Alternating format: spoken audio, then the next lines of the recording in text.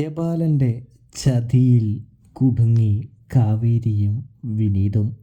അങ്ങനെ ബാങ്കിൽ തങ്ങളുടെ അക്കൗണ്ടിൽ പണമില്ല എന്ന് തിരിച്ചറിയുന്ന വിനീതും, കൂടാതെ തന്നെയാണെങ്കിൽ കാവേരിയാണെങ്കിൽ അച്ഛൻ്റെ പണം കൊണ്ട് അനിയത്തിയുടെ ഓപ്പറേഷൻ നടത്താനായിട്ടിരിക്കുകയാണ്.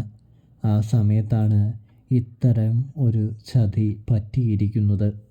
അതുകൊണ്ട് തന്നെ അവരെ അത് നല്ല രീതിയിൽ തന്നെ ബാധിക്കുന്നുണ്ട് എന്ന് കാണാനായിട്ട് സാധിക്കും.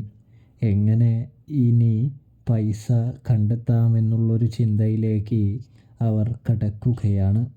ഇതിനിടയിൽ ജയപാലൻ്റെ ചതിയാണ് ഇത് എന്ന് അവർ തിരിച്ചറിയുന്നുണ്ട്.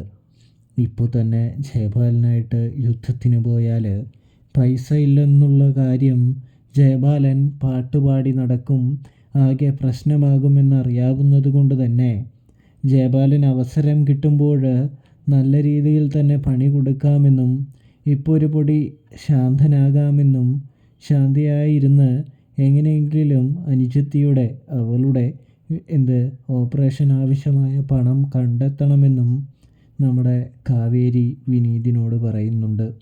എന്തായാലും ഓപ്പറേഷൻ നടത്തി നമ്മുടെ സഹോദരിയെ തിരികെ പിടിച്ചേ മതിയാവുകയുള്ളൂ എന്ന് കാവേരി പറയുമ്പോൾ എങ്ങനെ എന്നുള്ളൊരു ചോദ്യം വിനീത് കാവേരിയോട് ചോദിക്കുകയാണ്. ഇതേ സമയമാണെങ്കിൽ എൻ്റെ മുൻപിലും വഴിയൊന്നുമില്ല എന്ന് പറയുന്നു.